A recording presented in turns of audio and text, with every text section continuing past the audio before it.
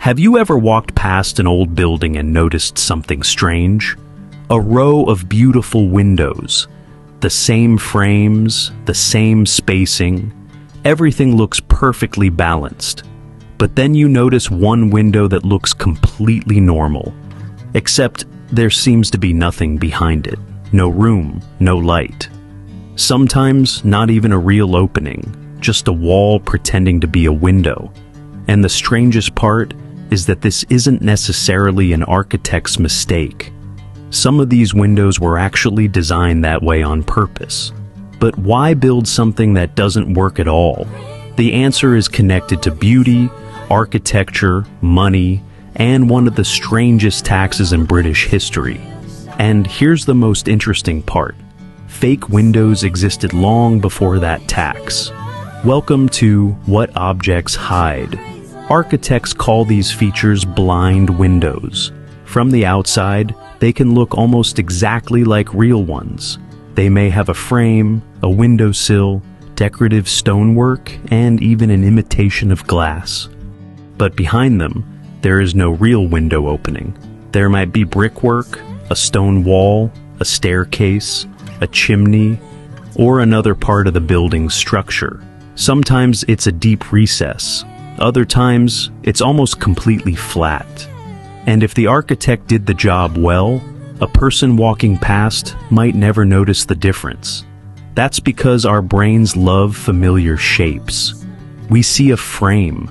We see what looks like glass. We see another window beside it, and automatically we decide, that's a normal window, even if there's nothing but a solid wall behind it. The simplest reason for creating these windows was symmetry. Imagine a large old mansion. The architect wants 5 identical windows across the front. But right where the third window should be, there is a staircase inside, or a huge chimney, or a load-bearing wall. A real window simply isn't possible. But if that space is left completely blank, the facade suddenly looks uneven. So the architect creates a fake window. It does nothing on the inside, but from the street, it completes the pattern. This is where the appearance of a building becomes more important than its interior arrangement. Inside, everything has to be practical. Outside, everything has to look harmonious.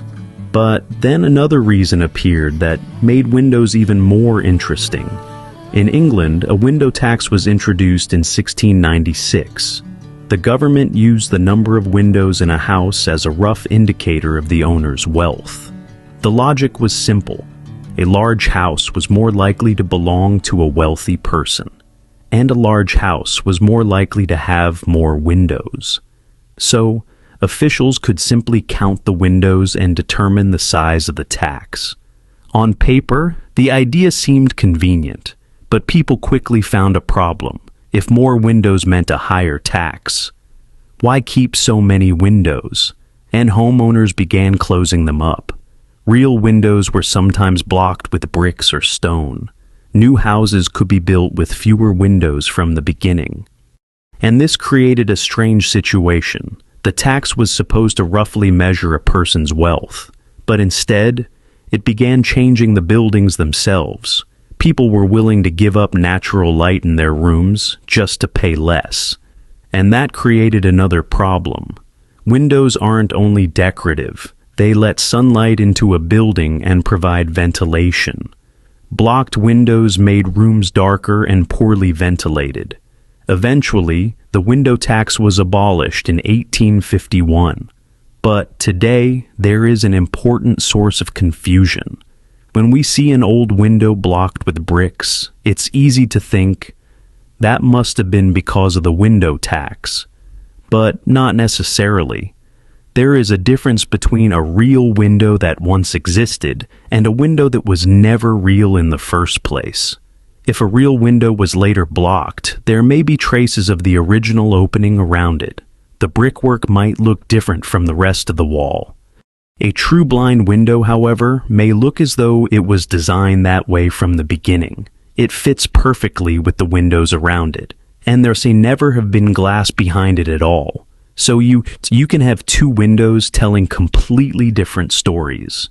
One seems to say, I used to be real, and the other, I was never real. But from the street they can look almost identical. And this proves something important. Fake windows did not begin because of the window tax. They existed before it. Architects used them to create rhythm, balance, and symmetry across large facades. Because a building can't always be designed so that the interior layout perfectly matches the exterior. Inside, you need rooms, staircases, fireplaces, chimneys, and load-bearing walls. Outside, the facade needs to look beautiful. A fake window allowed architects to solve both problems at once. And sometimes, it was even cheaper than building a real window. There was no need for a full opening, glass, a frame, and additional maintenance. If the room didn't need extra light, why pay for a real window?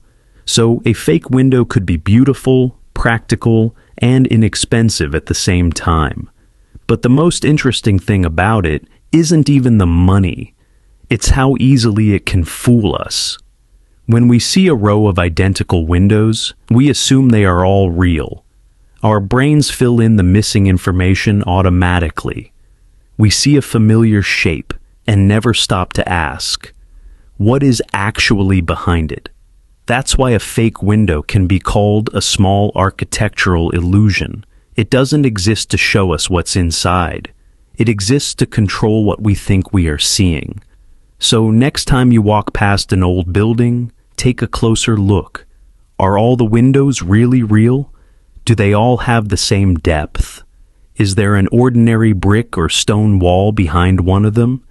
Perhaps you're looking at nothing more than an architectural trick. Or perhaps you're looking at a trace of an old tax. Or maybe it's a window that was never a window at all.